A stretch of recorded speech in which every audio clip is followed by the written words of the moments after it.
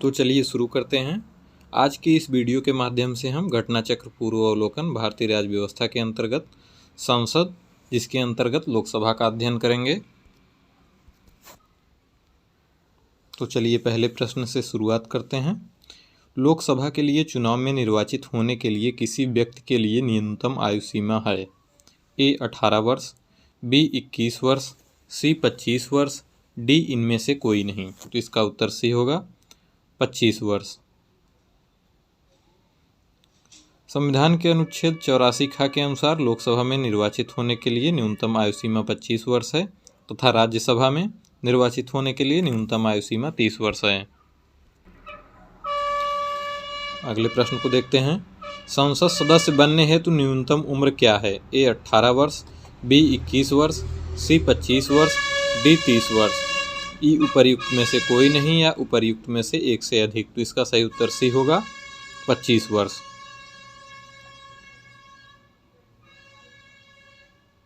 अगले प्रश्न को देखते हैं। लोकसभा का सदस्य चुने जाने के लिए एक व्यक्ति को किस आयु से कम का नहीं होना चाहिए। ए 18 वर्ष, बी 21 वर्ष, सी 25 वर्ष, डी 30 वर्ष। ई उपर्युक्त में से कोई नहीं या एक से अधिक। तो इसका सही उत्तर सी होगा 25 वर्ष। अगले प्रश्न को देखते हैं। लोकसभा के लिए निर्वाचन के बारे में निम्नलिखित कथनों में से कौन सा कथन सही नहीं है। ए निर्वाचन वयस्क मताधिकार के आधार पर होता है, बी निर्वाचनों का संचालन निर्वाचन आयोग करता है, सी निर्वाचनों के लिए मतदाताओं की सूची को राष्ट्रपति के निर्देशन और नियंत्रण में तैयार किया जाता है, डी निर्वाचन आयोग के अनुरोध पर राष्ट्रपति निर्वाचन आयोग को उसके कार्यों के निर्वहन के लिए आवश्यक कर्मचारी वृंद उपलब्ध कराते हैं। तो इसका सही उत्तर सी होगा। आइए व्याख्या देखते हैं। भारत में संसद और प्रत्येक राज्य के विधानमंडल के लिए कराए जाने वाले सभी निर्वाचनों तथा राष्ट्रपति और उपराष्ट्रपति पदों के लिए मतदाता सूची यानी निर्वाचक नामावली को तैयार कराने का कार्य केंद्रीय निर्वाचन आयोग के निर्देशन और नियंत्रण में किया जाता है। इसका उल्लेख अनुच्छेद 324(1) में दिया गया है। अगले प्रश्न को देखते हैं। लोकसभा के निर्वाचन के लिए नामांकन पत्र ए भारत में निवास करने वाले किसी भी व्यक्ति द्वारा दाखिल किया जा सकता है, बी जिस निर्वाचन क्षेत्र में निर्वाचन लड़ा जाना है वहां के किसी निवासी द्वारा दाखिल किया जा सकता है, सी भारत के किसी नागरिक द्वारा जिसका नाम किसी निर्वाचन क्षेत्र की मतदाता सूची में है दाखिल किया जा सकता है, डी भारत के किसी भी नागरिक द्वारा दाखिल किया जा सकता है। तो इसका सही उत्तर सी होगा भारत के किसी नागरिक द्वारा जिसका नाम किसी निर्वाचन क्षेत्र की मतदाता सूची में है दाखिल किया जा सकता है। आइए इसकी व्याख्या देखते हैं। लोक प्रतिनिधित्व अधिनियम 1951 की धारा 4 के अनुसार लोकसभा सदस्य के निर्वाचन के लिए किसी भी सामान्य सीट सिक्किम के अतिरिक्त से नामांकन पत्र दाखिल करने के लिए किसी नागरिक को किसी भी राज्य या संघ राज्य क्षेत्र के किसी निर्वाचन क्षेत्र का पंजीकृत मतदाता होना चाहिए। अनुसूचित जातियों के लिए आरक्षित लोकसभा सीटों पर नामांकन के लिए किसी भी राज्य की अनुसूचित जाति का सदस्य होना तथा किसी भी संसदीय निर्वाचन क्षेत्र में पंजीकृत मतदाता होना आवश्यक है। असम के स्वायत्तशासी जिलों और लक्षद्वीप में अनुसूचित जातियों के लिए आरक्षित लोकसभा सीटों पर नामांकन हेतु उसी क्षेत्र की अनुसूचित जाति का होना तथा उसी स्वायत्तशासी जिले असम संसदीय क्षेत्र लक्षद्वीप का पंजीकृत मतदाता होना आवश्यक है। जबकि देश की अन्य अनुसूचित जनजातियों के लिए आरक्षित सीटों पर नामांकन हेतु किसी भी राज्य की असम के जनजातीय क्षेत्रों के अतिरिक्त अनुसूचित जाति का सदस्य होना और किसी भी संसदीय निर्वाचन क्षेत्र में पंजीकृत मतदाता होना आवश्यक है। सिक्किम की लोकसभा सीट पर नामांकन हेतु उसी संसदीय क्षेत्र का पंजीकृत मतदाता होना आवश्यक है। वर्ष 2003 में सरकार द्वारा राज्यसभा के निर्वाचन के लिए उसी राज्य में पंजीकृत मतदाता होने की बाध्यता को समाप्त कर दिया गया। अगले प्रश्न को देखते हैं। लोकसभा में राज्यों को किस आधार पर सीटें आवंटित होती हैं। ए जनसंख्या, बी क्षेत्रफल, सी गरीबी, डी भाषा। तो इसका सही उत्तर ए होगा जनसंख्या। लोकसभा के सदस्यों के चुनाव के प्रयोजन के लिए प्रत्येक राज्य को प्रादेशिक निर्वाचन क्षेत्रों में विभक्त कर दिया जाता है। प्रत्येक राज्य को प्रादेशिक निर्वाचन क्षेत्र में ऐसी रीति से विभाजित किया जाता है कि प्रत्येक निर्वाचन क्षेत्र की जनसंख्या तथा उसके लिए नियत किए गए सदस्यों की संख्या का अनुपात समस्त राज्य में यथासाध्य एक ही हो तथा प्रत्येक राज्य के लिए लोकसभा के स्थानों की संख्या का बंटवारा ऐसी रीति से किया जाएगा कि स्थानों की संख्या से राज्य की जनसंख्या का अनुपात समस्त राज्यों के लिए यथासाध्य एक ही हो। अनुच्छेद 81(2) कायम खा।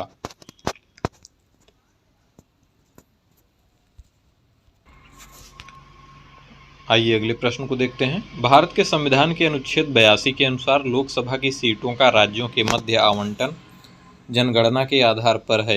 ए 1961, बी 1971, सी 1981, डी 1991। तो इसका सही उत्तर बी होगा 1971। संविधान के अनुच्छेद 81 एवं अनुच्छेद 82 के अनुसार लोकसभा की सीटों का राज्यों के मध्य आवंटन 1971 की जनगणना के आधार पर है। यह व्यवस्था पहले वर्ष 2000 तक थी, परंतु 84वें संविधान संशोधन अधिनियम 2001 द्वारा इसे 2026 के पश्चात की गई पहली जनगणना के सुसंगत आंकड़े प्रकाशित होने तक संशोधित न किए जाने का प्रावधान किया गया है।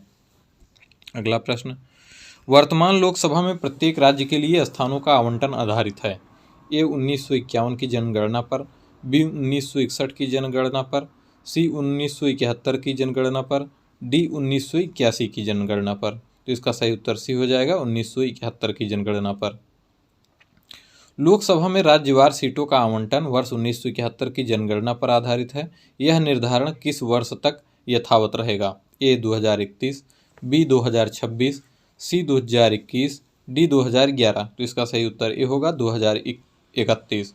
संविधान के 84वें संविधान संशोधन अधिनियम 2001 द्वारा अनुच्छेद 81(3) एवं अनुच्छेद 82(3) के परंतुक में संशोधन करके वर्ष 2000 के स्थान पर लोकसभा में राज्यवार सीटों के आवंटन का निर्धारण वर्ष 2026 के पश्चात की गई पहली जनगणना अर्थात वर्ष 2031 जबकि 17वीं जनगणना होगी के सुसंगत आंकड़े प्रकाशित होने तक संशोधित न किए जाने का प्रावधान किया गया है। तब तक इसके निर्धारण के लिए वर्ष 1971 की जनगणना ही आधार होगी। अगले प्रश्न को देखते हैं। 84वें संविधान संशोधन अधिनियम द्वारा लोकसभा की कुल सदस्य सीटों की संख्या का निर्धारण 1971 की जनसंख्या के आधार पर कर दिया गया है। ये तब तक नहीं बदली जाएंगी जब तक एक वर्ष विशेष के बाद पहली जनगणना नहीं होगी। यह वर्ष विशेष है। ए 2010, बी 2015, सी 2021, डी 2026। तो इसका सही उत्तर डी होगा 2026। अगले प्रश्न को देखते हैं। भारत के संविधान में निर्धारित की गई लोकसभा में सदस्यों की अधिकतम संख्या हो सकती है। ए 547, बी 545, सी 552, डी इनमें से कोई नहीं। तो इसका सही उत्तर डी होगा इनमें से कोई नहीं। आइए इसकी व्याख्या देखते हैं। लोकसभा के सदस्य जनता द्वारा प्रत्यक्ष निर्वाचन से चुने जाते हैं। इसके सदस्यों की अधिकतम संख्या 552, 530 राज्य से, 20 संघ राज्यों से प्लस 2 एंग्लो इंडियन समुदाय से हो सकती थी। अनुच्छेद 81 एवं 331, 104वें संविधान संशोधन अधिनियम 2019 द्वारा लोकसभा एवं राज्य विधानसभाओं में आंग्ल भारतीय समुदाय के प्रतिनिधित्व के लिए सदस्यों को नामित करने की व्यवस्था को आगे न बढ़ाते हुए निष्प्रभावी कर दिया गया है और तदनुसार अब लोकसभा के सदस्यों की अधिकतम संख्या 550 ही हो सकती है। अगले प्रश्न को देखते हैं। निम्न संवैधानिक संशोधन में कौन से राज्यों से निर्वाचित होने वाले लोकसभा के सदस्यों की संख्या में वृद्धि करने से संबंधित है? ए 6वां और 22वां, बी 12वां और 38वां, सी 7वां और 31वां, डी 11वां तथा 42वां। आइए इसकी भी व्याख्या देखते हैं। 7वें संविधान संशोधन अधिनियम 1956 द्वारा राज्यों का पुनर्गठन किया गया और अनुच्छेद 81 के तहत राज्यों से निर्वाचित होने वाले लोकसभा सदस्यों की संख्या अधिकतम 500 और संघ राज्यों से चुने जाने वाले लोकसभा सदस्यों की संख्या अधिकतम 20 कुल मिलाकर 520 निर्धारित की गई। 31वें संविधान संशोधन अधिनियम 1973 द्वारा राज्यों और संघ राज्य क्षेत्रों से चुने जाने वाले लोकसभा के सदस्यों की अधिकतम संख्या क्रमशः 525 और 20 कुल 545 निर्धारित की गई। 14वें संविधान संशोधन अधिनियम 1962 द्वारा संघ राज्य क्षेत्रों से चुने जाने वाले लोकसभा सदस्यों की अधिकतम संख्या को बढ़ाकर 25 किया गया, जिसे 31वें संविधान संशोधन द्वारा पुनः 20 कर दिया गया। तत्पश्चात गोवा दमन दीव पुनर्गठन अधिनियम 1987 के द्वारा लोकसभा सदस्यों की कुल अधिकतम संख्या बढ़ाकर 550, 530 से अनधिक राज्यों से तथा 20 से अनधिक संघ राज्यों से निर्धारित की गई। अगले प्रश्न को देखते हैं। संविधान के किस संशोधन ने लोकसभा के सदस्यों की संख्या 525 से बढ़ाकर 545 कर दी? ए 81वें संविधान संशोधन ने, बी 35वें संशोधन ने, सी 42वें संशोधन ने, डी 45वें संशोधन ने। तो इसका सही उत्तर ए होगा 31वें संशोधन ने। अगले प्रश्न को देखते हैं। लोकसभा में सदस्यों की जो अधिकतम संख्या निर्धारित की गई है वह है ए 540, बी 545, सी 550, डी 555। तो इसकी सही उत्तर सी होगा 550। अगले प्रश्न को देखते हैं। लोकसभा की वर्तमान सदस्य संख्या क्या है? ए 541, बी 543, सी 544, डी 545। तो इसका सही उत्तर बी होगा 543। वर्तमान में कुल 543 लोकसभा के सदस्य हैं। अगले प्रश्न को देखते हैं। लोकसभा में केंद्र शासित क्षेत्रों का सर्वाधिक प्रतिनिधित्व कितना हो सकता है? ए 15, बी 20, सी 25, डी उपरोक्त में से कोई नहीं। तो इसका सही उत्तर बी होगा 20। अगले प्रश्न को देखते हैं। आम चुनाव 2009 में 543 लोकसभा निर्वाचन क्षेत्रों के लिए चुनाव हुआ। इनमें से कितने लोकसभा निर्वाचक क्षेत्र राज्यों के थे? ए 525, बी 528, सी 530, डी 532। तो इसका सही उत्तर सी होगा 530। आइए व्याख्या देखते हैं। आम चुनाव 2009 के कुल 543 लोकसभा निर्वाचन क्षेत्रों में से 530 राज्यों से तथा 13 संघ राज्य क्षेत्रों से, जम्मू और कश्मीर राज्य के 2 संघ राज्य क्षेत्रों में परिवर्तन के बाद वर्तमान में 524 निर्वाचन क्षेत्र राज्यों से तथा 19 संघ राज्य क्षेत्रों से हैं।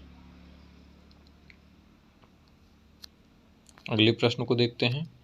लोकसभा में केंद्र शासित प्रदेशों के लिए कितनी सीटें या स्थान आरक्षित हैं? ए 20, बी 25, सी 30, डी कोई सीट आरक्षित नहीं। तो इसका सही उत्तर ए होगा 20।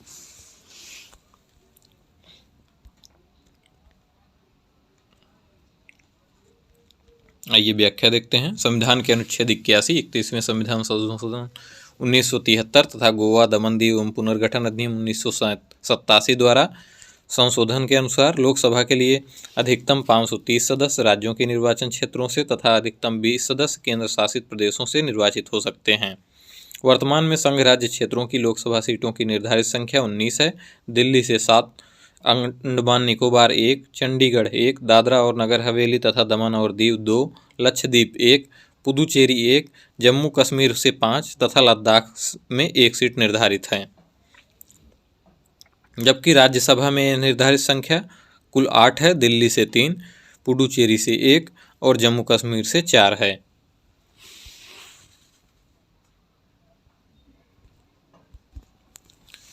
अगले प्रश्न को देखते हैं।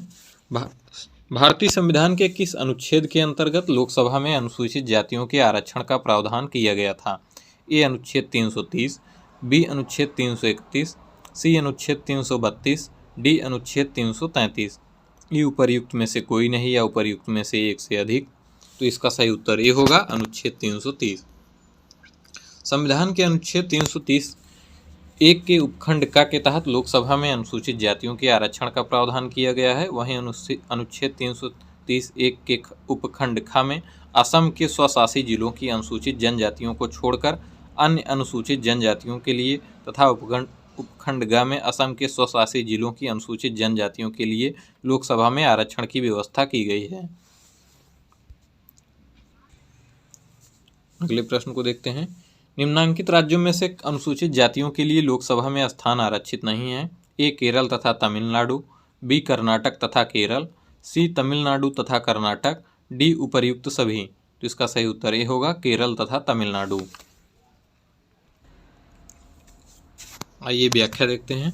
वर्तमान में अनुसूचित जातियों के लिए लोकसभा में अरुणाचल प्रदेश, गोवा, मणिपुर, मेघालय, मिजोरम, नागालैंड, सिक्किम और त्रिपुरा राज्यों में तथा दिल्ली को छोड़कर अन्य सभी संघ राज्य क्षेत्रों, जम्मू कश्मीर एवं लद्दाख सहित में स्थान आरक्षित नहीं है। अगले प्रश्न को देखते हैं। किस राज्य की लोकसभा में अनुसूचित जाति तथा अनुसूचित जनजाति के लिए आरक्षण नहीं है? ए अरुणाचल प्रदेश, बी जम्मू तथा कश्मीर, सी मेघालय, डी उपर्युक्त सभी। तो इसका सही उत्तर ए और बी दोनों होंगे, अरुणाचल प्रदेश और जम्मू कश्मीर। अगले प्रश्न को देखते हैं।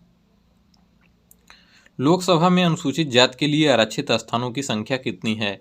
ए 59, बी 69, सी 79, डी 84। तो इसका सही उत्तर डी होगा 84। लोकसभा में संविधान के अनुच्छेद 330 के तहत अनुसूचित जातियों और अनुसूचित जनजातियों के लिए आरक्षण का प्रावधान है। वर्तमान में लोकसभा की कुल 84 सीटें अनुसूचित जातियों के लिए तथा 47 सीटें अनुसूचित जनजातियों के लिए आरक्षित की गई है। अगले प्रश्न को देखते हैं। यदि किसी राज्य के लिए लोकसभा के स्थानों की आवंटित संख्या 42 हो तो उस राज्य के लिए अनुसूचित जातियों हेतु आरक्षित स्थानों की संख्या होगी। तो यह प्रश्न गलत है। आइए इसके बारे में डिटेल से देखते हैं। अनुच्छेद 330(2) के अधीन किसी राज्य क्षेत्र या संघ राज्य क्षेत्र में अनुसूचित जातियों या अनुसूचित जनजातियों के लिए आरक्षित स्थानों की संख्या का अनुपात लोकसभा में उस राज्य या संघ राज्य क्षेत्र को आवंटित स्थानों की कुल संख्या से वही होगा जो उस राज्य या संघ राज्य क्षेत्र की अनुसूचित जातियों की अथवा उस राज्य या संघ राज्य क्षेत्र की या उस राज्य के भाग की अनुसूचित जातियों के जिसके संबंध में स्थान इस प्रकार आरक्षित हैं जनसंख्या का अनुपात उस राज्य का या संघ राज्य क्षेत्र की कुल जनसंख्या से है।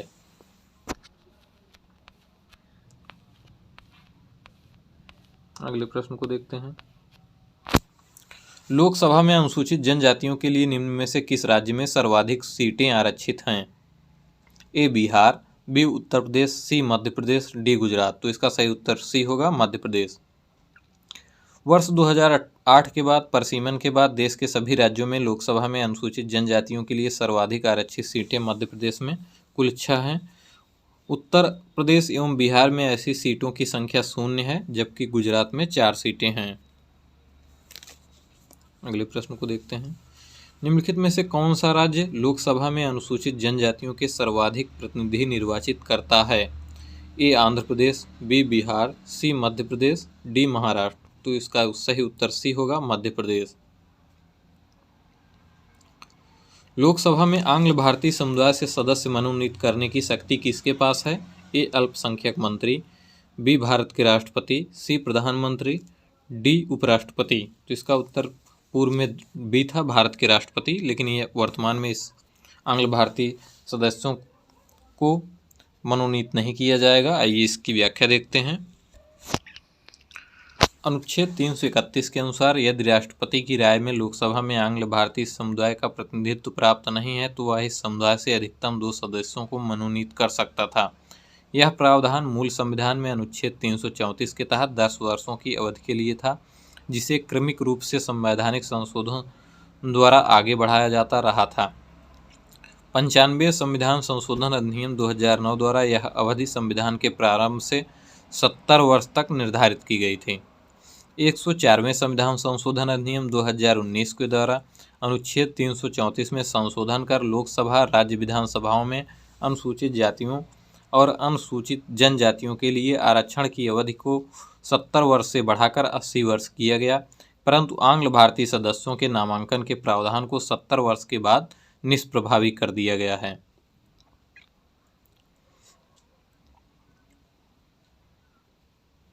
अगला प्रश्न, राष्ट्रपति आंग्ल भारतीय समुदाय से कितने सदस्यों को नामित कर सकता है यदि वह इस राय का है कि वह लोकसभा में इस समुदाय का पर्याप्त प्रतिनिधित्व नहीं है? इसकी व्याख्या हम पूर्व के प्रश्न में कर चुके हैं। 104वें संविधान संशोधन अधिनियम 2019 के द्वारा इसे हटा दिया गया है। अगले प्रश्न को देखते हैं। भारत का राष्ट्रपति लोकसभा में 2 सदस्यों को निम्न में से किसका प्रतिनिधित्व करने के लिए मनोनीत कर सकता है? ए भारतीय ईसाई, बी आंग्ल भारतीय, सी बौद्ध, डी पारसी। उसका उत्तर बी था, आंग्ल भारतीय, लेकिन 104वें संविधान संशोधन द्वारा यह निरस्त कर दिया गया है। अगले प्रश्न को देखते हैं। लोकसभा को कार्यकाल पूरा होने के पहले भंग किया जा सकता है? ए राष्ट्रपति द्वारा स्वविवेक से, बी प्रधानमंत्री द्वारा स्वविवेक से, सी लोकसभा अध्यक्ष द्वारा स्वविवेक से, डी प्रधानमंत्री की सिफारिश पर राष्ट्रपति द्वारा। तो इसका उत्तर डी होगा, प्रधानमंत्री की सिफारिश पर राष्ट्रपति द्वारा। व्याख्या देखते हैं। अनुच्छेद 85(2) ख के अनुसार लोकसभा को कार्यकाल पूरा होने से पहले भंग किया जा सकता है। ऐसा प्रधानमंत्री यानी मंत्रिपरिषद की सिफारिश पर राष्ट्रपति द्वारा किया जा सकता है। हालांकि यदि मंत्रिपरिषद ने लोकसभा में बहुमत खो दिया है तो ऐसी मंत्रिपरिषद की सलाह पर लोकसभा को समय पूर्व भंग करने के बजाय राष्ट्रपति नई सरकार बनने की संभावना के संदर्भ में स्वविवेक का प्रयोग भी कर सकते हैं। अगले प्रश्न को देखते हैं। लोकसभा को उसके कार्यकाल की समाप्ति के पूर्व ही भंग किया जा सकता है? ए राष्ट्रपति द्वारा, उसके इच्छानुसार, बी अध्यक्ष या स्पीकर द्वारा, सी राष्ट्रपति द्वारा मंत्रिपरिषद की सलाह पर, डी राष्ट्रपति द्वारा अध्यक्ष की सलाह पर। तो इसका सही उत्तर सी होगा, राष्ट्रपति द्वारा मंत्रिपरिषद की सलाह पर। अगले प्रश्न को देखते हैं। निम्नलिखित कथनों पर विचार कीजिए। पहला, भारत का राष्ट्रपति ऐसे स्थान पर जिसे वह ठीक समझे संसद का सत्र आहूत या आह्वान कर सकता है। दूसरा, भारत का संविधान एक वर्ष में संसद के 3 सत्रों का प्रावधान करता है, किंतु सभी 3 सत्रों का चलाया जाना अनिवार्य नहीं है। तीसरा, एक वर्ष में दिनों की कोई न्यूनतम संख्या निर्धारित नहीं है जब संसद का चलना आवश्यक हो। उपर्युक्त कथनों में से कौन सा या कौन से सही हैं? ए केवल 1, बी केवल 2, सी 1 और 3, डी केवल 2 और 3। तो इसका सही उत्तर सी होगा, 1 और 3। संविधान के अनुच्छेद 85 में वर्णित है कि राष्ट्रपति समय समय पर संसद के प्रत्येक सदन को ऐसे समय और स्थान पर जो वह ठीक समझे अधिवेशन के लिए आहूत करेगा, किंतु उसके एक सत्र की अंतिम बैठक और आगामी सत्र की प्रथम बैठक के लिए नियत तारीख के बीच 6 मास का अंतर नहीं होगा। अतः इससे स्पष्ट है कि भारत का राष्ट्रपति ऐसे स्थान पर जिसे वह ठीक समझे संसद के सत्र का आह्वान कर सकता है। अनुच्छेद 85(1) से अर्थ भी लगाया जा सकता है कि 2 अधिवेशनों बैठक के मध्य 6 मास से अधिक का अंतर नहीं होगा। अतः संविधान एक वर्ष में संसद के न्यूनतम 2 सत्रों का प्रावधान करता है, परंतु एक वर्ष में दिनों की कोई न्यूनतम संख्या निर्धारित नहीं है कि जब संसद का चलना आवश्यक हो। अगला प्रश्न, लोकसभा की बैठक समाप्त की जा सकती है। ए स्थगन द्वारा, बी सत्रावसान द्वारा, सी विघटन द्वारा, डी उपर्युक्त सभी के द्वारा। तो इसका सही उत्तर डी होगा, उपर्युक्त सभी के द्वारा। लोकसभा की बैठक स्थगन, सत्रावसान, विघटन द्वारा समाप्त की जा सकती है। स्थगन लोकसभा अध्यक्ष करता है, जबकि सत्रावसान अनुच्छेद 85 दो क के अनुसार और विघटन अनुच्छेद 85 दो ख के अनुसार राष्ट्रपति करता है। अगला प्रश्न, निम्नलिखित में से कौन लोकसभा के सत्र का अवसान करने के लिए प्राधिकृत है? ए लोकसभा अध्यक्ष, बी महान्यायवादी, सी संसदीय कार्य मंत्री, डी राष्ट्रपति। तो इसका सही उत्तर डी होगा, राष्ट्रपति। अगला प्रश्न, लोकसभा का कार्यकाल ए किसी भी परिस्थिति में नहीं बढ़ाया जा सकता है, बी एक बार में 6 महीने के लिए बढ़ाया जा सकता है, सी आपातकाल की घोषणा के दौरान एक बार में 1 वर्ष के लिए बढ़ाया जा सकता है, डी आपातकाल की घोषणा के दौरान एक बार में 2 वर्ष तक के लिए बढ़ाया जा सकता है। तो इसका सही उत्तर सी होगा, आपातकाल की घोषणा के दौरान एक बार में 1 वर्ष तक के लिए बढ़ाया जा सकता है। अनुच्छेद 83 दो के परंतु के अनुसार लोकसभा का कार्यकाल आपातकाल की उद्घोषणा के प्रवर्तन में रहने के दौरान संसदीय विधि द्वारा एक बार में 1 वर्ष के लिए बढ़ाया जा सकता है तथा आपात उद्घोषणा के प्रवर्तन में न रह जाने की स्थिति में उसका विस्तार किसी भी दशा में 6 माह से अधिक नहीं होगा। अगले प्रश्न को देखते हैं। लोकसभा में कम से कम कितने सत्र बुलाए जाते हैं? ए वर्ष में 1 बार, बी वर्ष में 2 बार, सी वर्ष में 3 बार, डी वर्ष में 4 बार। तो इसका सही उत्तर बी होगा, वर्ष में 2 बार। अनुच्छेद 85(1) के अनुसार लोकसभा के एक सत्र की अंतिम बैठक और आगामी सत्र की प्रथम बैठक के बीच 6 माह से अधिक का अंतर नहीं होगा। इस प्रकार लोकसभा में कम से कम वर्ष में 2 सत्र बुलाए जाते हैं। अगला प्रश्न, लोकसभा का कोरम कुल सदस्य संख्या का कितना होता है? ए 1/3, बी 1/5, सी 1/11, डी 1/10। तो इसका सही उत्तर डी होगा, 1/10। अनुच्छेद 103 के अनुसार लोकसभा या राज्यसभा का कोरम यानी गणपूर्ति कुल सदस्य संख्या का 1/10वां भाग होता है। मुख्य विपक्षी दल की मान्यता हेतु भी यही सदस्य संख्या आवश्यक है। लोकसभा का अधिवेशन गठित करने हेतु गणपूर्ति कोरम कितनी है? इसमें सही उत्तर बी होगा, सदन के सदस्यों की कुल संख्या का 10वां भाग। अगले प्रश्न को देखते हैं। लोकसभा और राज्यसभा में गणपूर्ति संख्या है। ए कुल सदस्य संख्या का 1/5, बी कुल सदस्य संख्या का 1/6, सी कुल सदस्य संख्या का 1/10, डी कुल सदस्य संख्या का 1/8। तो इसका सही उत्तर सी होगा, कुल सदस्य संख्या का 1/10। अगला प्रश्न, कौन सा राज्य सबसे अधिक प्रतिनिधि लोकसभा में भेजता है? ए बिहार, बी मध्य प्रदेश, सी पश्चिम बंगाल, डी उत्तर प्रदेश। तो इसका सही उत्तर डी होगा, उत्तर प्रदेश। उत्तर प्रदेश लोकसभा और राज्यसभा में सर्वाधिक प्रतिनिधि क्रमशः 80 सीट और 31 सीट राज्यसभा के लिए निर्धारित है। तो इसका सही उत्तर डी होगा, उत्तर प्रदेश। बिहार में लोकसभा की 40 सीट है, मध्य प्रदेश में 29 एवं पश्चिम बंगाल में 42 सीट है। अगले प्रश्न को देखते हैं। भारत में किस राज्य का लोकसभा व राज्यसभा में प्रतिनिधित्व सर्वाधिक है? ए उत्तर प्रदेश, बी मध्य प्रदेश, सी महाराष्ट्र, डी आंध्र प्रदेश। तो इसका सही उत्तर ए होगा, उत्तर प्रदेश। अगले प्रश्न को देखते हैं। जहाँ तक लोकसभा में प्रतिनिधित्व का प्रश्न है, कौन से राज्य दूसरे तथा तीसरे दर्जे पर हैं?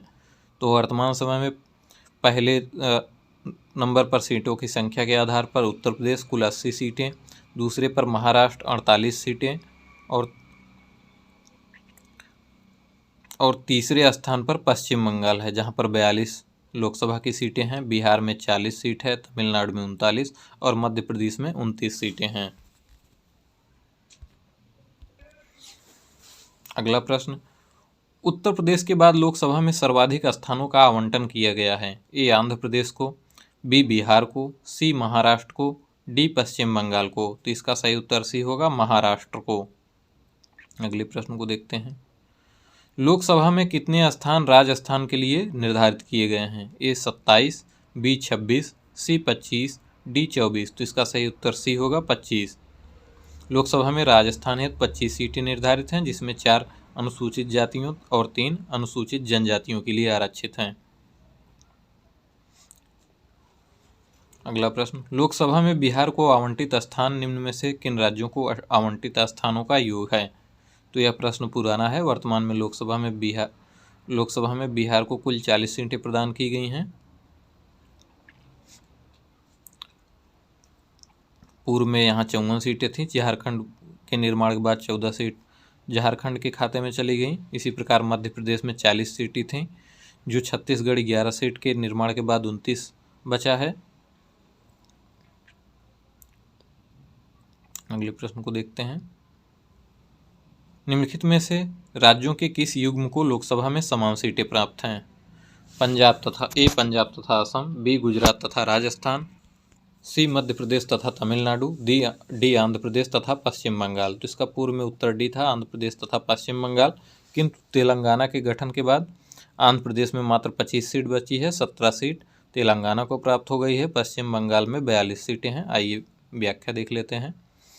पंजाब लोकसभा में 13 सीट, असम 14, गुजरात 26, राजस्थान 25, मध्य प्रदेश 29, तमिलनाडु 39, आंध्र प्रदेश 25, पश्चिम बंगाल 42, छत्तीसगढ़ 11, महाराष्ट्र 48।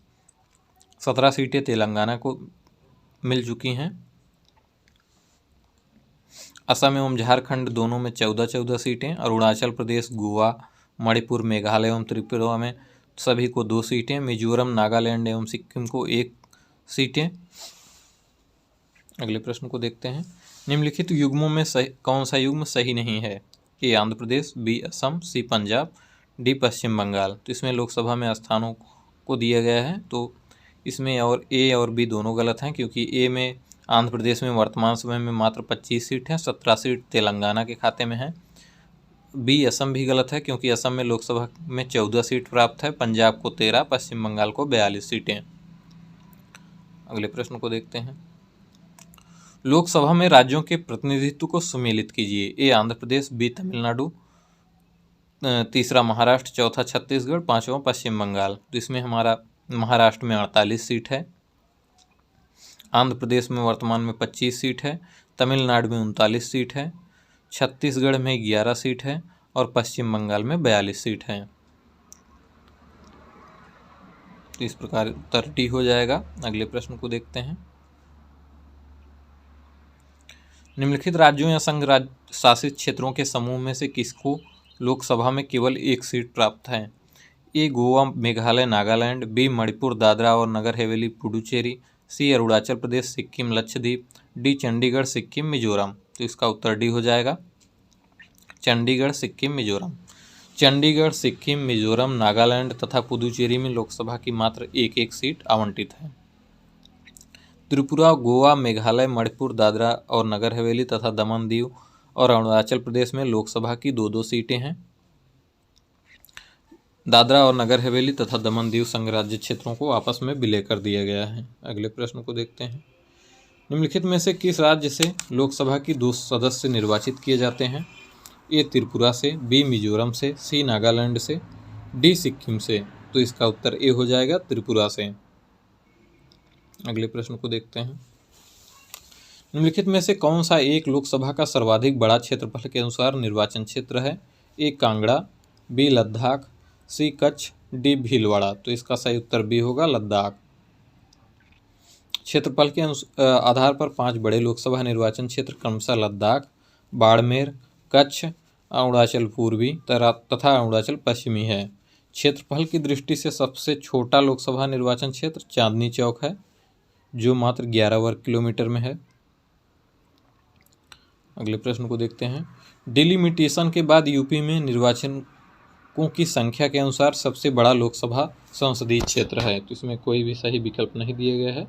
आइए इसका सही उत्तर देखते हैं। 2008 में लागू परिसीमन के बाद वर्तमान में 2019 के लोकसभा चुनाव के आंकड़ों के अनुसार उत्तर प्रदेश में निर्वाचकों की संख्या के अनुसार सबसे बड़ा लोकसभा संसदीय क्षेत्र गाजियाबाद, उसके बाद क्रमशः गौतम बुद्ध नगर एवं उन्नाव है। अगले प्रश्न को देखते हैं। वर्तमान में लोकसभा के निर्वाचन हेतु चुनाव व्यय की अधिकतम सीमा है। ए 25 लाख, बी 40 लाख, सी 70 लाख, डी 1 करोड़। तो इसमें भी संशोधन कर दिया गया है। आइए व्याख्या देखते हैं।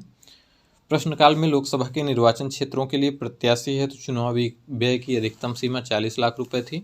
वर्तमान में 6 जनवरी 2022 से लोकसभा निर्वाचन क्षेत्रों के लिए चुनाव व्यय की अधिकतम सीमा 95 लाख रुपए, कुछ राज्यों या संघ क्षेत्रों में 75 लाख तथा विधानसभा निर्वाचन क्षेत्र के लिए 40 लाख तथा कुछ राज्यों या संघीय क्षेत्रों में 28 लाख रुपए निर्धारित की गई है। अगले प्रश्न को देखते हैं।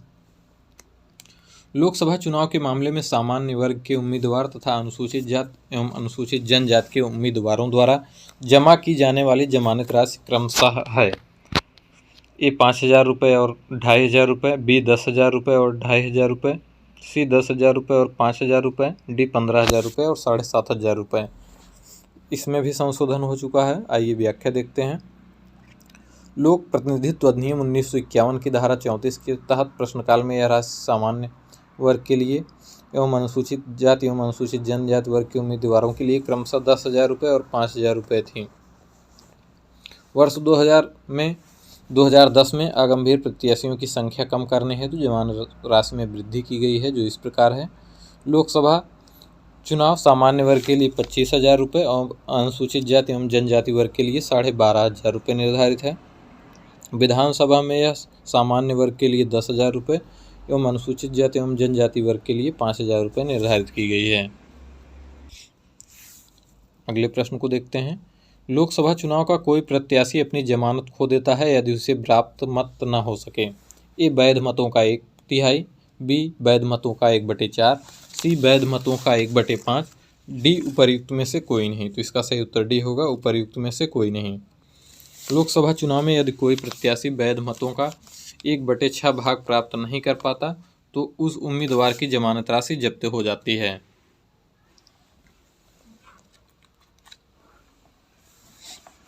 अगला प्रश्न। लोकसभा का पहला आम चुनाव कब हुआ था? ए 1949 में, बी 1952 में, सी 1950 में, डी 1954 में। तो इसका सही उत्तर बी होगा, 1952 में। लोकसभा का प्रथम चुनाव 25 अक्टूबर 1951 से 21 फरवरी 1952 तक चला था।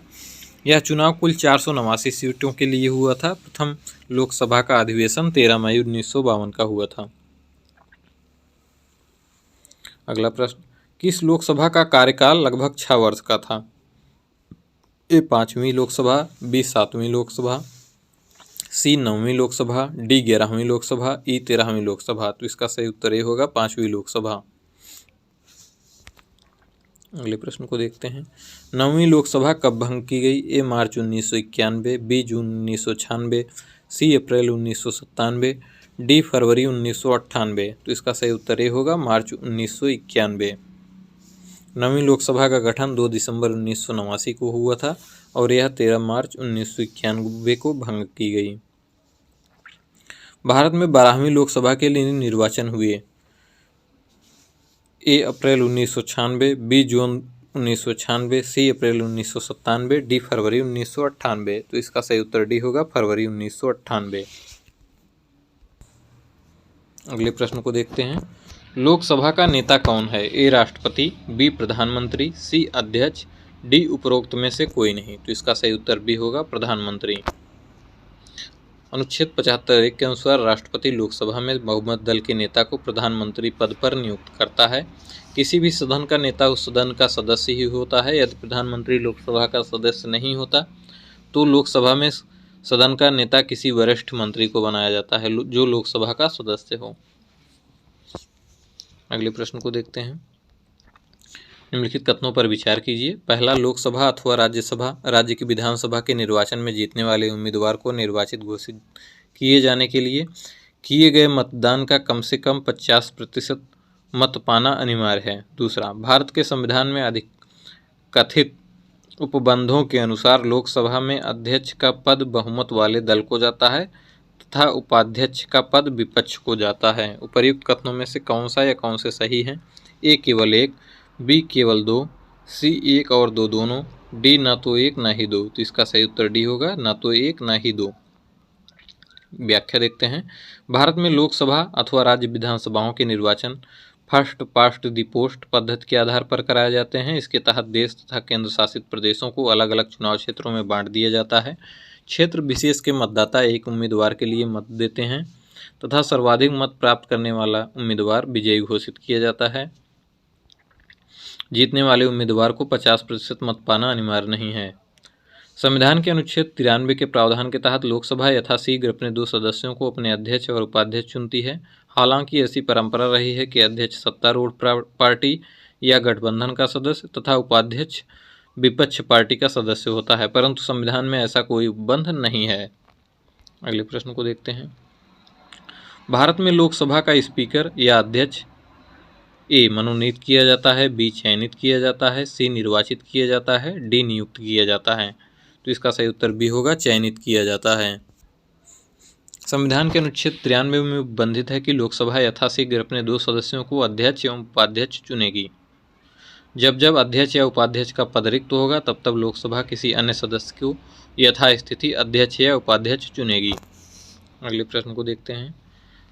लोकसभा के स्पीकर का निर्वाचन होता है। ए संसद के सभी सदस्यों द्वारा, बी प्रत्यक्ष रूप से जनता द्वारा, सी लोकसभा के सभी सदस्यों द्वारा, डी लोकसभा में बहुमत प्राप्त दल के सदस्यों द्वारा। तो इसका सही उत्तर सी होगा, लोकसभा के सभी सदस्यों द्वारा। लोकसभा के स्पीकर का चयन लोकसभा के सभी सदस्यों द्वारा किया जाता है। निम्न में से कौन अपने पद की शपथ नहीं लेता है? ए राष्ट्रपति, बी उपराष्ट्रपति, सी स्पीकर, डी प्रधानमंत्री, ई मंत्रिपरिषद के सदस्य। तो इसका सही उत्तर सी होगा, स्पीकर।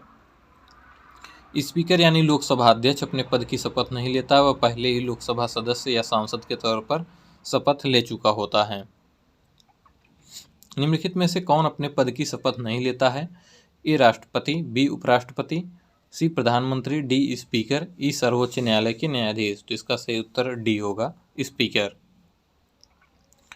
लोकसभा का अध्यक्ष अपना त्यागपत्र किसे सौंपता है? ए भारत के महान्यायवादी को, बी भारत के राष्ट्रपति को, सी उपाध्यक्ष को, डी भारत के मुख्य न्यायाधीश को। तो इसका सही उत्तर सी होगा, उपाध्यक्ष को।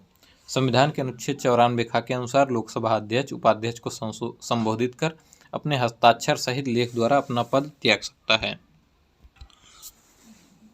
अगला प्रश्न, लोकसभा अध्यक्ष अपना त्यागपत्र संबोधित करता है। ए भारत के प्रधानमंत्री को, बी भारत के राष्ट्रपति को, सी लोकसभा के उपाध्यक्ष को, डी भारत के उपराष्ट्रपति को। तो इसका सही उत्तर सी होगा, लोकसभा उपाध्यक्ष को।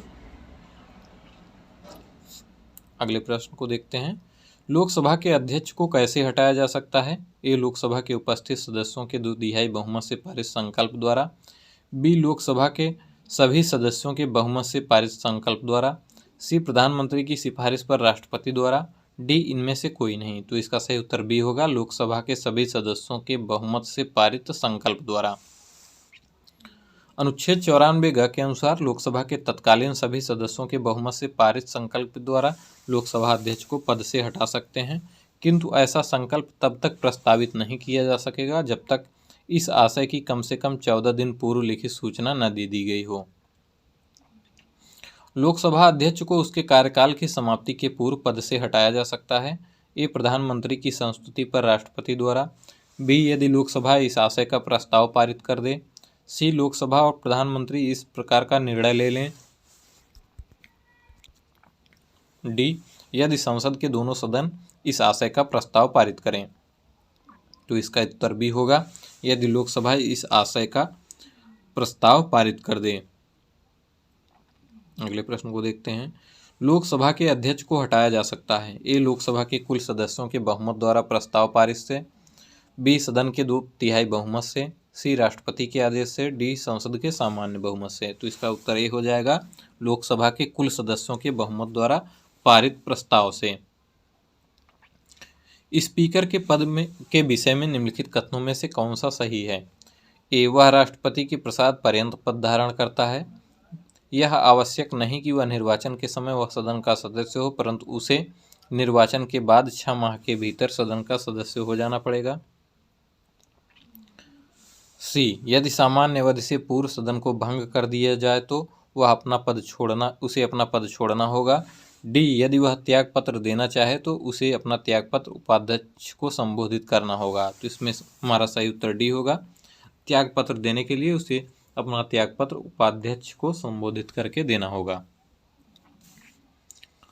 लोकसभा अध्यक्ष को लोकसभा के सदस्यों के बीच से ही चुना जाता है। लोकसभा के सदस्य ही प्रस्ताव पारित करके उसे पद से हटा सकते हैं। 94 खा के तहत जब वह त्याग पत्र देता है तो वह अपना त्याग पत्र को लोकसभा के उपाध्यक्ष को संबोधित करता है। अनुच्छेद 94 के द्वितीय परंतु के अनुसार जब लोकसभा का विघटन किया जाता है तो विघटन के पश्चात होने वाली लोकसभा के प्रथम अधिवेशन के ठीक पहले तक अध्यक्ष अपने पद को रिक्त नहीं करेगा। अगला प्रश्न, लोकसभा अध्यक्ष के पद के विषय में निम्नलिखित कथनों पर विचार कीजिए। पहला, वह राष्ट्रपति के प्रसाद पर्यंत पद धारण करता है। दूसरा, यह आवश्यक नहीं कि वह निर्वाचन के समय वह सदन का सदस्य हो, परंतु उसे अपने निर्वाचन के बाद 6 माह के भीतर सदन का सदस्य हो जाना पड़ेगा। तीसरा, यदि वह त्याग पत्र देना चाहे तो उसे अपना त्याग पत्र उपाध्यक्ष को संबोधित करना होगा। उपर्युक्त कथनों में से कौन सा या कौन से कथन सही हैं। ए केवल 1 और 2, बी केवल 3, सी 1, 2 और 3, डी कोई भी नहीं। तो इसका सही उत्तर बी होगा, केवल 3। पहला और दूसरा कथन गलत है क्योंकि वह राष्ट्रपति के प्रसाद पर्यंत पद नहीं धारण करता है और लोकसभा अध्यक्ष के लिए लोकसभा का सदस्य होना आवश्यक है। अगले प्रश्न को देखते हैं। प्रोटेम स्पीकर का कर्तव्य होता है। ए स्पीकर की अनुपस्थिति में सदन की कार्रवाई का संचालन करना। बी सदस्यों को शपथ दिलाना। सी स्थानापन्न रूप से स्पीकर का कार्य करना जब स्पीकर के चुनाव की संभावना न हो। डी केवल सदस्यों के चयन प्रमाण पत्रों को चेक करना कि वह सही है। तो इसका सही उत्तर बी होगा, सदस्यों को शपथ दिलाना। नवनिर्वाचित सदन में लोकसभा अध्यक्ष के चुनाव से पूर्व सदन के सामान्यतः वरिष्ठ सदस्य को प्रोटेम स्पीकर के रूप में चुना जाता है, जो कि नवनिर्वाचित सदस्यों को शपथ दिलाता है। अगले प्रश्न को देखते हैं। प्रोटेम स्पीकर सामान्यतः किसे नियुक्त किया जाता है। ए पिछली लोकसभा के अध्यक्ष को। बी पिछली लोकसभा के उपाध्यक्ष को। सी नवनिर्वाचित लोकसभा के वरिष्ठतम सदस्यों में एक को। डी पिछली लोकसभा के विपक्ष के नेता को। तो इसका सही उत्तर सी हो जाएगा, नवनिर्वाचित लोकसभा के वरिष्ठतम सदस्यों में से एक को। अगला प्रश्न, लोकसभा अध्यक्ष यानी स्पीकर अपने कास्टिंग वोट का प्रयोग केवल करते हैं। ए वर्तमान सरकार को बचाने हेतु। बी संविधान में संशोधन के मामले में। सी आपातकाल के मामले में। डी जब वोट बराबर होने के नाते टाई हो। तो इसका सही उत्तर डी होगा, जब वोट बराबर होने के नाते टाई हो। अनुच्छेद 101 के तहत लोकसभा अध्यक्ष स्पीकर अपने कास्टिंग वोट यानी निर्णायक मत का प्रयोग केवल तब करते हैं जब किसी विषय के संदर्भ में हुए मतदान में सत्ता पक्ष एवं विपक्ष दोनों के वोट बराबर होने के कारण टाई की स्थिति में हो। परंतु अनुच्छेद 96(2) के तहत वह उसे पद से हटाने के प्रस्ताव पर प्रथमतः मत देने का अधिकार है, किंतु मत बराबर रहने की दशा में मत देने का हकदार नहीं है।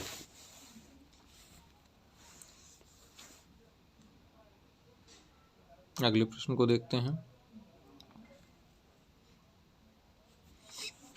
संविधान का निम्न अनुच्छेदों में से कौन उपबंधित करता है कि मत बराबर होने की दशा में लोकसभा के अध्यक्ष का मत निर्णायक होगा और उसका प्रयोग करेगा। ए अनुच्छेद 99, बी अनुच्छेद 103, सी अनुच्छेद 100, डी अनुच्छेद 102। तो इसका सही उत्तर सी होगा, अनुच्छेद 100। अगले प्रश्न को देखते हैं। लोकसभा के प्रथम अध्यक्ष कौन थे? A Mavalankar, B Hukum Singh, C B D Jatti, D V V Giri. तो इसका सही उत्तर ये होगा मावलांकर, यानी गणेश देव वासुदेव मावलांकर, जिसे जी बी मावलांकर भी कहा जाता है। इसकी व्याख्या देख लेते हैं। पहली लोकसभा के गठन के पश्चात इसकी प्रथम बैठक 13 मई 1952 की हुई थी। 15 मई 1952 को गणेश वासुदेव मावलांकर लोकसभा के प्रथम अध्यक्ष बने थे। वे अपनी मृत्यु 27 फरवरी 1956 तक पद पर रहे। पहली लोकसभा के शेष कार्यकाल के लिए तत्कालीन उपाध्यक्ष एम अनंत सैनम आयंगर लोकसभा अध्यक्ष बने थे। अगला प्रश्न, भारत के प्रथम लोकसभा के अध्यक्ष कौन थे? A G B Mavalankar, B S Radhakrishnan, C G B Pant, D C D Deshmukh. तो इसका उत्तर ए हो जाएगा जी बी मावलांकर। अगला प्रश्न, प्रथम स्पीकर जिनके विरुद्ध लोकसभा में अविश्वास प्रस्ताव लाया गया था? A B R Jakhar, B G B Mavalankar, C Hukum Singh, D K S Hegde. तो इसका उत्तर बी होगा जी बी मावलांकर। 15 दिसंबर 1954 को आचार्य जे बी कृपलानी सहित विपक्ष के 21 सांसदों द्वारा लोकसभा के प्रथम अध्यक्ष गणेश वासुदेव मावलांकर के विरुद्ध अविश्वास प्रस्ताव लाया गया था। इनके विरुद्ध यह प्रस्ताव 18 दिसंबर 1954 को लोकसभा द्वारा अस्वीकृत कर दिया गया था। अगला प्रश्न, लोकसभा की प्रथम महिला अध्यक्ष कौन है? ए विजय लक्ष्मी पंडित, बी सुचेता कृपलानी, सी तारकेश्वरी सिन्हा, डी मीरा कुमार। 15वीं लोकसभा की अध्यक्ष मीरा कुमार ही लोकसभा की प्रथम महिला अध्यक्ष थी। वर्तमान में लोकसभा अध्यक्ष ओम बिड़ला हैं। लोकसभा के वर्तमान उपाध्यक्ष कौन हैं? A P M Sayeed, B Shrimati Najma Heptulla, C Shri G M C Balayogi, D इनमें से कोई नहीं। तो इसका सही उत्तर डी होगा, इनमें से कोई नहीं। उपाध्यक्ष का पद वर्तमान में रिक्त है। अगले प्रश्न को देखते हैं।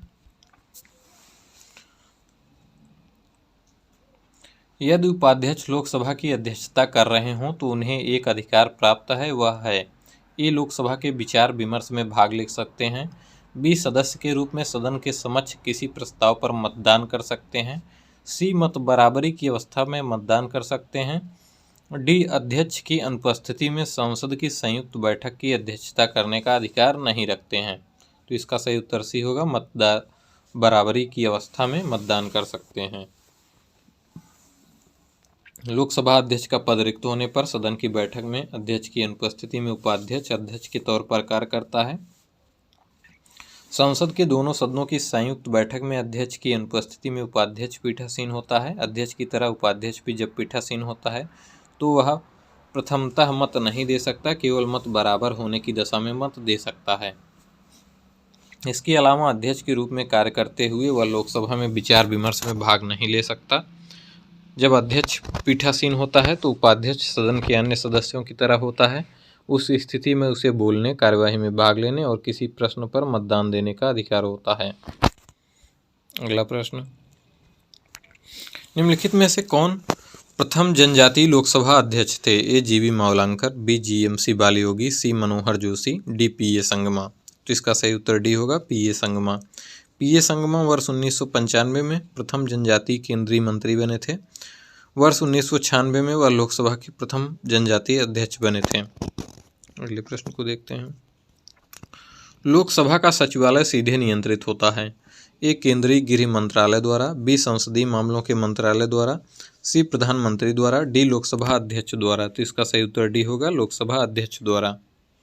लोकसभा सचिवालय लोकसभा अध्यक्ष के निर्देशन और नियंत्रण में कार्य करता है। उसे सचिवालय के कर्मचारियों पर, सदन के परिसर पर और संसद भवन संपदा पर सर्वोच्च प्राधिकार प्राप्त है। वह अपने इस प्राधिकार का प्रयोग लोकसभा के महासचिव की सहायता से करता है। अगला प्रश्न, लोकसभा सचिवालय प्रत्यक्ष रूप से किसकी देखरेख में कार्य करता है? ए गृह मंत्रालय, बी संसदीय कार्य मंत्रालय, सी भारत के राष्ट्रपति, डी लोकसभा अध्यक्ष। तो इसका सही उत्तर डी होगा, लोकसभा अध्यक्ष। अगले प्रश्न को देखते हैं। 15वीं लोकसभा में महिला सदस्यों से संबंधित निम्नांकित कथनों पर विचार कीजिए। पहला, वे लोकसभा की कुल सदस्यों के 10% से कम हैं। दूसरा, अधिकतम महिला सदस्य भारतीय राष्ट्रीय कांग्रेस से हैं। तीसरा, राजस्थान से 3 महिला सदस्य निर्वाचित हुई। चौथा, अधिकतम महिला सदस्य उत्तर प्रदेश से निर्वाचित हुई। उपर्युक्त कथनों में से कौन सा कथन सही है? यह है ए केवल 1, 2 और 3, बी केवल 1, 3, 4, सी 2, 3 और 4, डी 1, 2 और 4। तो इसमें कोई भी विकल्प मेल नहीं खाता है वर्तमान परिप्रेक्ष्य में। आइए व्याख्या देखते हैं।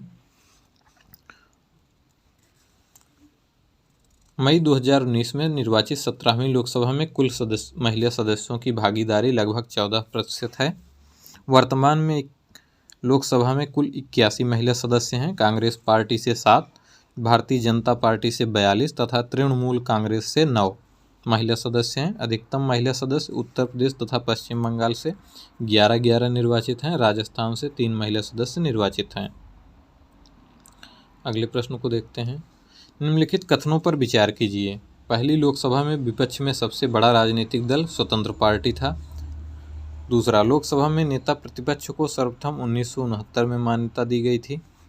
तीसरा, लोकसभा में यदि किसी दल के न्यूनतम 75 सदस्य न हों तो उसके नेता को नेता प्रतिपक्ष के रूप में मान्यता नहीं मिल सकती है।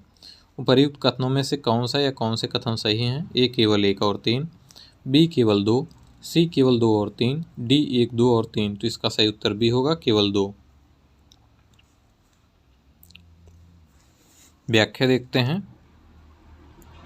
प्रथम लोकसभा चुनाव में 489 सीटों के लिए मतदान हुआ था, जिसमें कांग्रेस ने 364 सीटें प्राप्त की थी। दूसरे स्थान पर 16 सीट प्राप्त करने वाली कम्युनिस्ट पार्टी ऑफ इंडिया विपक्ष में सबसे बड़ा राजनीतिक दल था। सर्वप्रथम 1969 में लोकसभा में नेता प्रतिपक्ष को मान्यता प्राप्त हुई। इस रूप में INCO के रामसुभग सिंह को चुना गया था। लोकसभा में किसी दल के नेता को नेता प्रतिपक्ष के रूप में मान्यता मिलने के लिए उस दल के लोकसभा में कुल सदस्य संख्या के 10% सांसद होने आवश्यक हैं। आज के वीडियो में बस इतना ही।